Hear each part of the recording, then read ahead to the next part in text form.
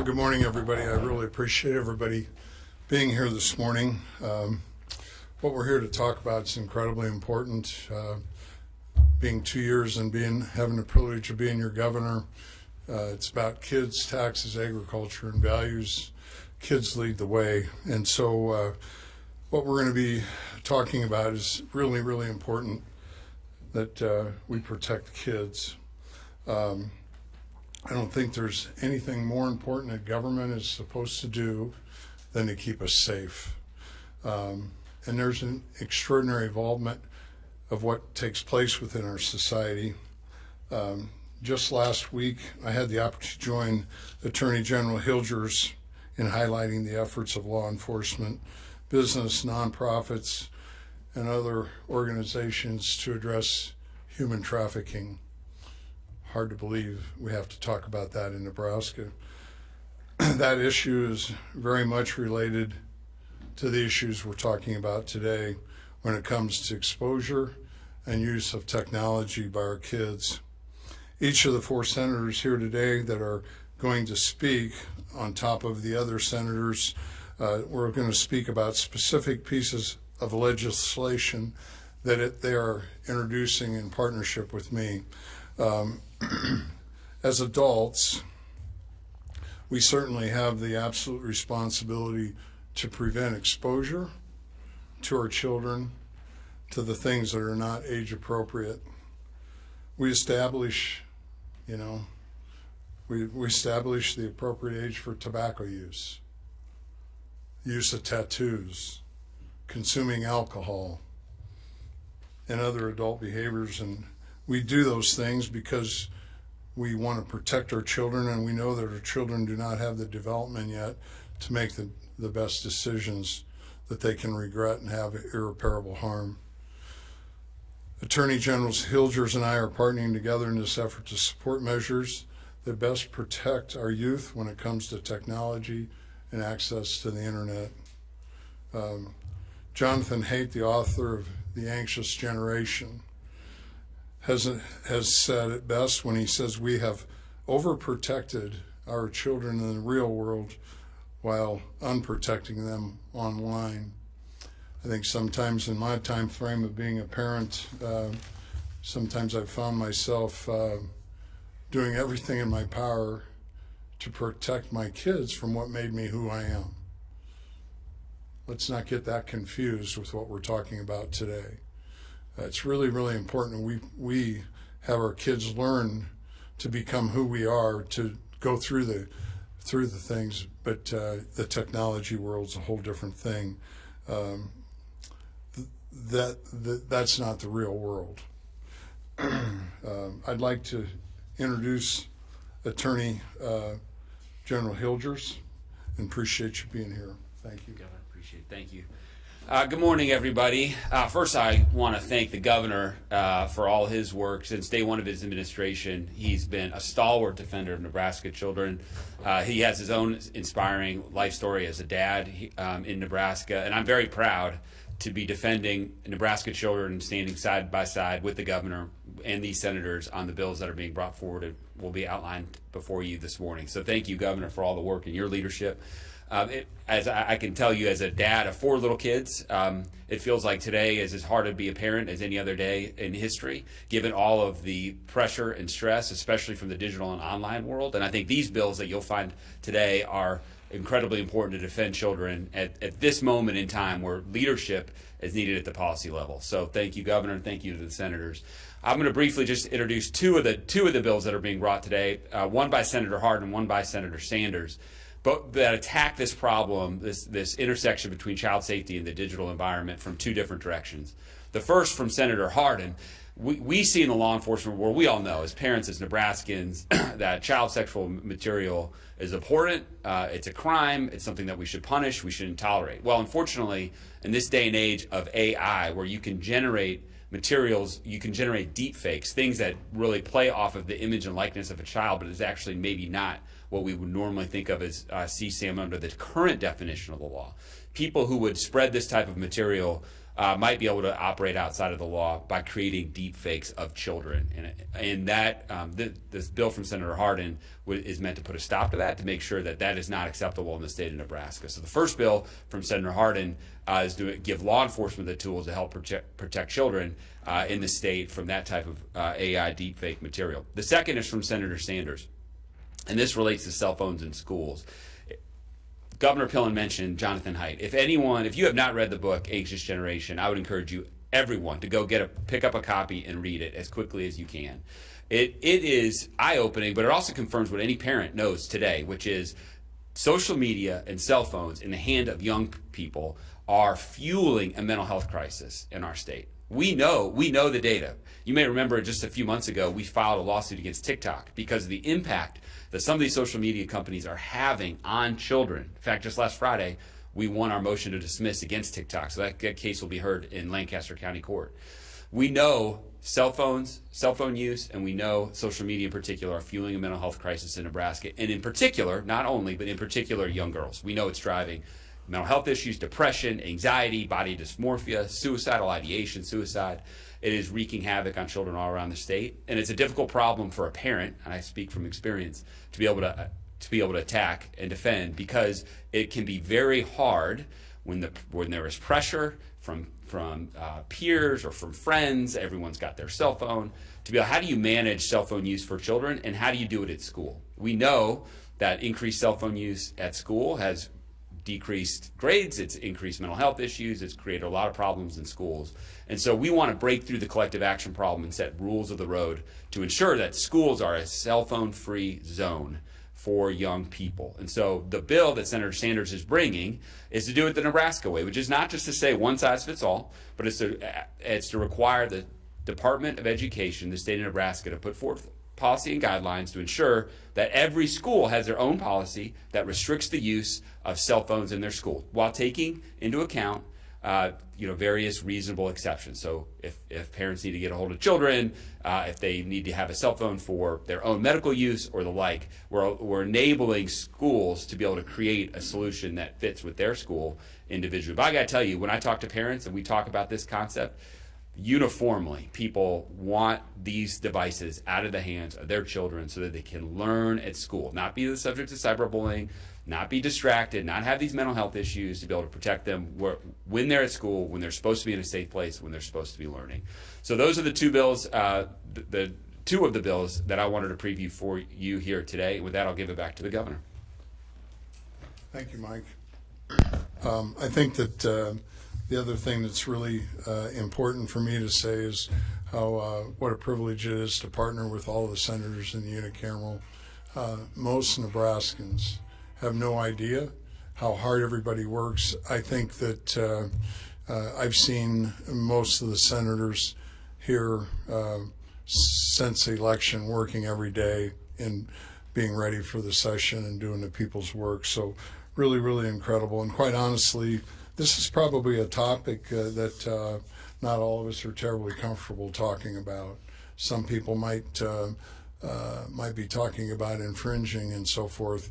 The bottom line is we really, really have to stand up and protect our kids, and I think this is really important. So I'd like to turn it over and thank Senator Sanders for being comfortable, getting comfortable being uncomfortable. So come on up. Thank you, dear. Good afternoon, and thank you, Governor and Attorney General Hilgers and their teams respectfully for their work on this bill. We know how distracting our cell phones can be. Not all of us know fully how much of the impact that it has on our schools. For example, we know that the phone usage has been found to correlate with lower test scores. Our kids and our future, and we can hold and we should show maximizing what we should be doing for our children is maximizing their learning. This bill supports local control principles. Many school districts, such as Bellevue Public School in my district, have already put in place cell phone policies, and we want to work hand in hand with them. I believe that students deserve the best possible chance to succeed, and removing unnecessary distraction is an important step in ensuring that they can reach their full potential. I am committed to supporting policies that prioritize the well-being and academic growth of every student. By removing electronic communication devices from the classroom, we can create an environment free from distractions, allowing both teachers and students to fully succeed. I look forward to sharing more of our committee at the hearing. Thank you. Thank you, Senator Sanders. Thank you. I think that sometimes there could be a couple really easy statements that we can't forget when we talk about what Senator Sanders is talking about. You know, no phones bell to bell. No phones bell to bell. Another simple one. This isn't going to make anybody really happy, but we really ought to think about it, and we obviously can't legislate it. But no phones in bed. You know, seriously, grandparents, parents, if you're allowing your child to take a phone to bed, you're absolutely hampering that child with extraordinary development. That's not Pillen talking. That's pure science out there. Tough to legislate, but parents and grandparents got to step up and say no. It's really important. I think that when we talk about legislation, Senator Hardin will be visiting with you about Child Pornography Prevention Act and the bad things that go there. And I'm really, really grateful, Senator Hardin, for your work and stepping forward. Thank you. Thanks, Governor. We're very pleased to partner with the Governor's office on protecting children and penalizing any attempt to use artificial intelligence to create, alter, or produce any image or video that depicts the sexual exploitation of a child. This bill catches the law up with the technology. Currently, state law does not clearly define or prohibit the digital manipulation or production of pictures or video that depict digitally created or altered images of child pornography.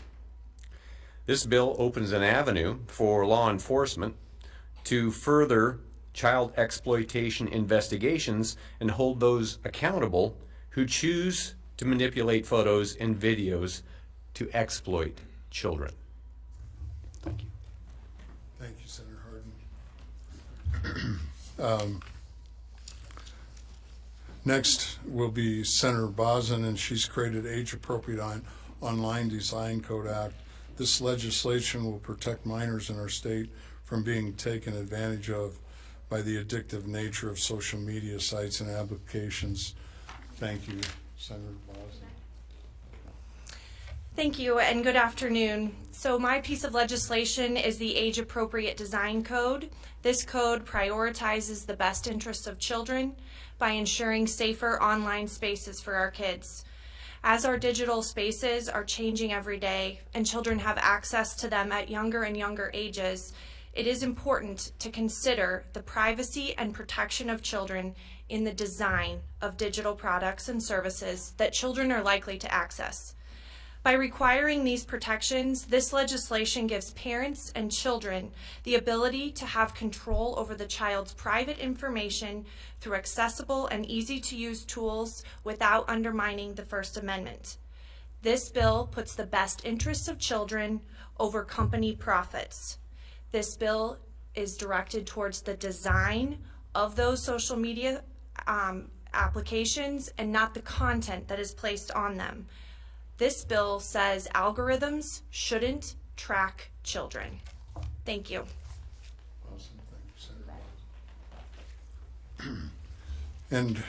And next is legislation that Senator Storr is bringing forth, creates parental rights in social media. The act requires social media companies to verify parental consent to allowing a minor to create a social media account. Thank you, Senator Storr. Good afternoon, and I want to thank the Governor as well for standing strong on these issues protecting children. The debate about social media's impact on children is quite frankly over, and the evidence is clear. We see ongoing rises in mental health, anxiety, depression, more self-harm, and more suicidal ideation. If we fail to act, then we're failing an entire generation. These are not just numbers, but they're impacting real lives, real families, and we're putting futures at risk. At the governor's request, I will be introducing legislation that will require meaningful age verification to open a social media account. Minors will then be required to have parental consent to open a social media account. Parents must approve a minor's access to ensure transparency and privacy protection as well. This legislation, we're calling this parental rights in social media. Just as a parent must consent for a child to get their ears pierced, it should also be required for access to platforms that collect personal data and expose children to potential harm. Protecting kids is the number one goal. Social media poses inherent risks, and parents deserve the tools to make informed decisions about their children's online safety. I have heard from multiple parents, and when we visit about this issue, it's almost a look of pleading in their eyes. Please help us. Please help give us the tools to supervise our children from being bullied, being exposed to harmful content, and have access to the data that they need to properly supervise their children. The issue is also personal. It's about safeguarding the mental health and the future of all of the children of Nebraska. So by taking this step, we can ensure Nebraska families have the power to protect their kids in today's digital world. Thank you. Thank you, Senator Storer. I was just thinking while the senators were talking, if I was king for the day, I'd move the clock back about 25 years and make sure the only phone a kid had was a flip phone, and they wouldn't be able to text, they wouldn't be able to say anything, they'd be able to communicate. Anybody against that? All right, we're open for questions. Go ahead.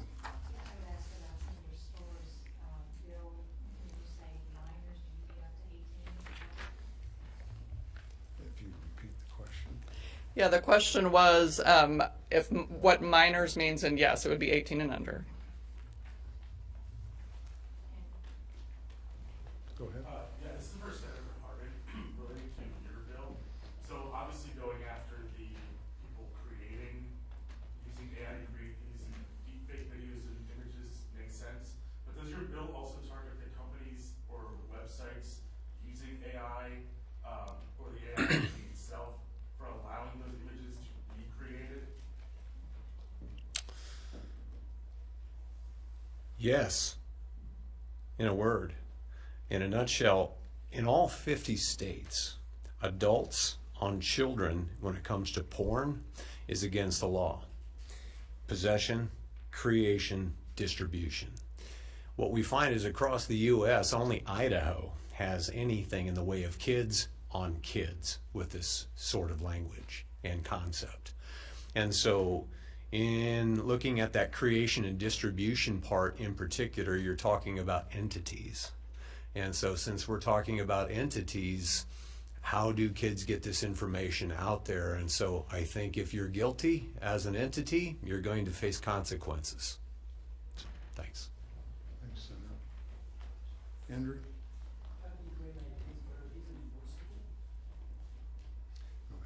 The question is, are these enforceable? The answer is absolutely, Andrew. First of all, the CSAM bill from Senator Harden, we already have laws in place on that. In terms of child pornography as it is, there's 12 other states that have done CSAM in the AI context.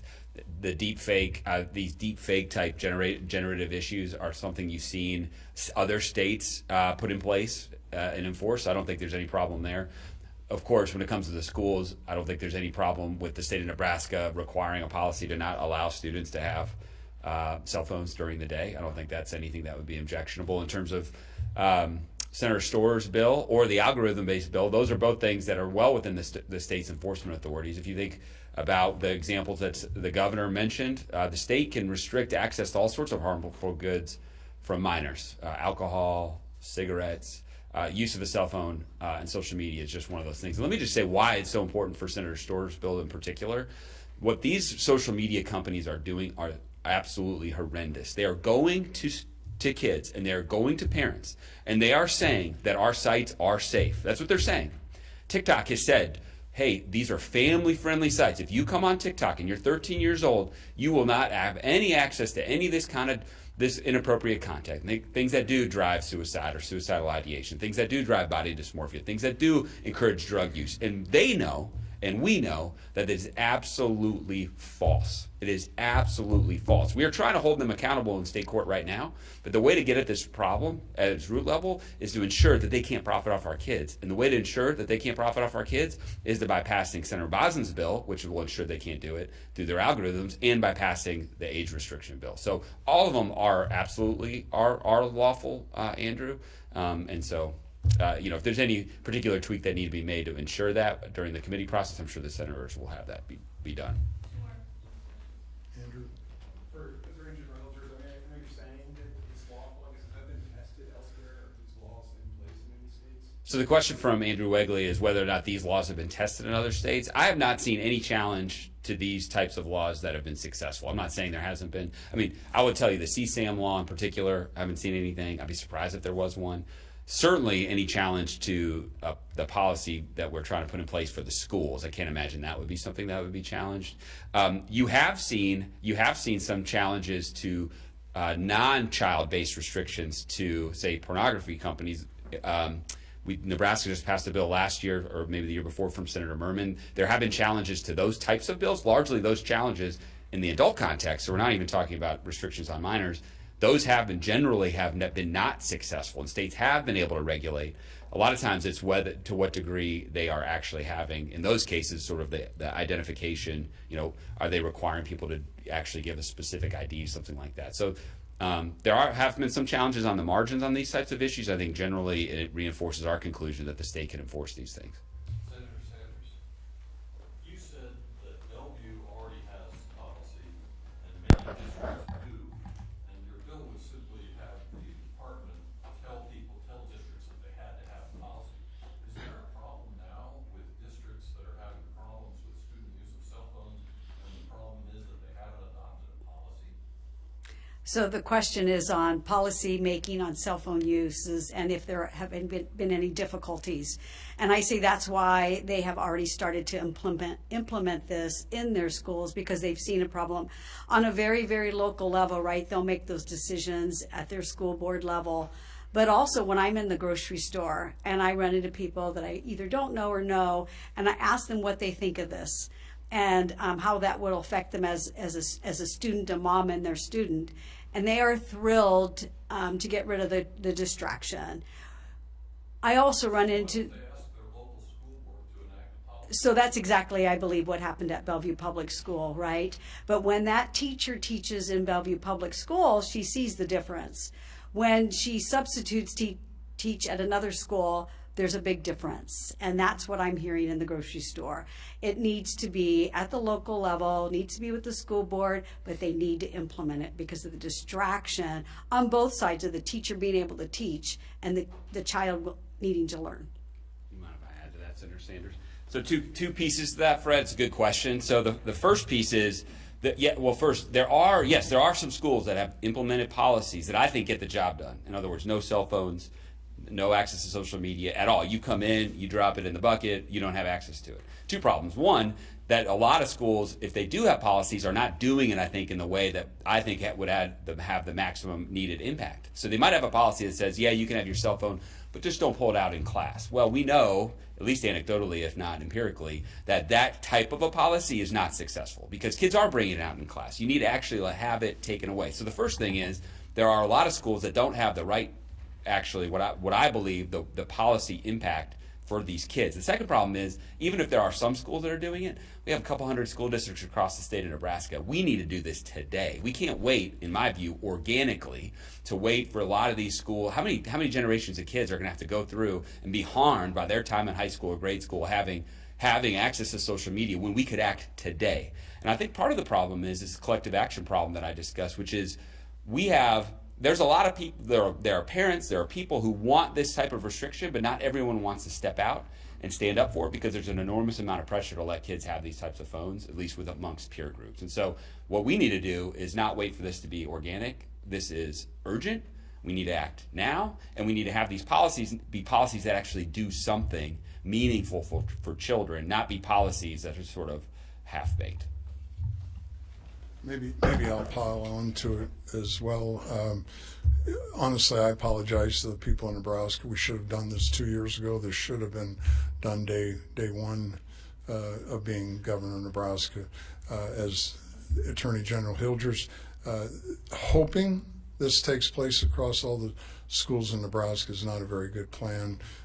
We'll make it through. I have full confidence in all of our senators and the people where we get the language correct so it stands the test of time. One more question and we'll call it.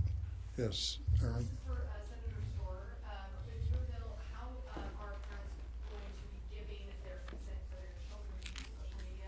And how are you going to ensure that kids just can't say that they're their parent and get away with it? Exactly. So her question was, how will parents be required to verify that they indeed are the parents, correct? And we're providing sort of a buffet of options that are all legally acceptable that will be outlined in the bill. And then to add to that, in terms of enforceability, the bill is also going to include civil penalties for companies that are not complying with this, to make sure that they understand that there are consequences as well.